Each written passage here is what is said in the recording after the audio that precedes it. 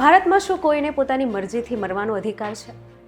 એક નર્સ જે 42 વર્ષ સુધી કોમામાં રહી, એક વ્યક્તિ જેણે પોતાની પીડાથી મુક્તિ માંગવા માટે સુપ્રીમ કોર્ટનો દરવાજો ખટખટાવ્યો અને આખરે સુપ્રીમ કોર્ટમાં લેવાયો એક ઐતિહાસિક નિર્ણય. અરુણા શાનબાગ, હરીશ રાણા અને common cause versus union Indian, આ એ 3 નામ જેના દ્વારા સુપ્રીમ કોર્ટે એક ઐતિહાસિક નિર્ણય લીધો, જે છે right to die with dignity.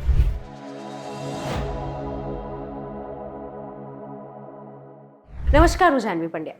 આજના વિડીયોમાં જાણીશું શું છે આ રાઇટ ટુ ડિગ્નિટી અને આ સાથે તમે જીવતા જીવ તમારા મરવાનું વિલ કેવી રીતે કરી શકો છો.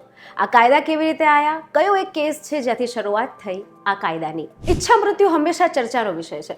ભારતમાં ઈચ્છા મૃત્યુના આ શબ્દની શરૂઆત 2011ના કેસથી થઈ હતી.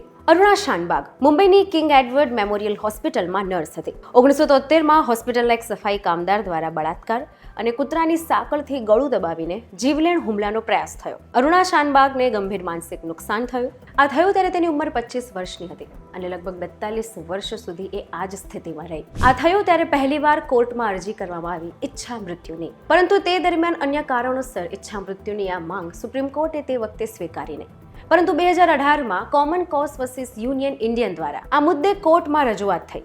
9 માર્ચ 2018ના રોજ સુપ્રીમ કોર્ટે બંધારણના અનુચ્છેદ 21 પ્રમાણે ઈચ્છા મૃત્યુ માટેનો ઐતિહાસિક નિર્ણય લીધો અને આ સાથે લિવિંગ વિલની પણ જાહેરાત કરી કે વ્યક્તિ જીવતા જીવ એક વિલ તૈયાર કરી શકે છે, જેમાં જો એ વ્યક્તિ એવી કોઈ સ્થિતિમાં આવી જાય છે કે જેમાં એ પોતે નિર્ણય લેવા સક્ષમ નથી અને એવી કોઈ બીમારીથી કે એક્સિડન્ટથી પીડાય છે કે જેનો કોઈ ઇલાજ નથી, તે દરમિયાન આ લિવિંગ વિલનો ઉપયોગ કરીને તે ઈચ્છા મૃત્યુની માંગ કરી શકે છે, જેના દ્વારા વ્યક્તિ કૃત્રિમ લાઈફ સપોર્ટ પર નથી રહેતો.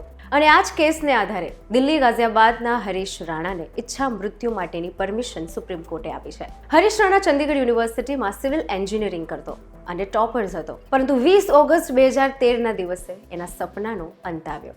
20 ઓગસ્ટ 2013ના દિવસે પોતાની હોસ્ટેલના 4થા માળેથી પડવાને કારણે એને માથામાં ગંભીર ઈજા થઈ, જેના કારણે તેને ક્વાડ્રિપ્લેજિયા નામની બીમારી થઈ. આ એક એવી બીમારી છે જેમાં આખા શરીરમાં પેરાલિસિસ થઈ જાય છે. લગભગ 13 વર્ષ જેટલું કોમામાં રહ્યા બાદ અંતે માતા પિતાએ કરેલી અરજી દ્વારા હરીશ રાણાને આજે સુપ્રીમ કોર્ટે ઈચ્છા મૃત્યુ માટેની પરમિશન આપી છે. હરીશના માતા પિતા દ્વારા 2 જુલાઈ 2024ના દિવસે આ માટે કોર્ટમાં અરજી કરવામાં આવી હતી. ઈચ્છા મૃત્યુ એટલે પેસિવ યુથેનેશિયા, જેમાં ઇનિશિયલી ટ્રીટમેન્ટ બંધ કરવામાં આવે.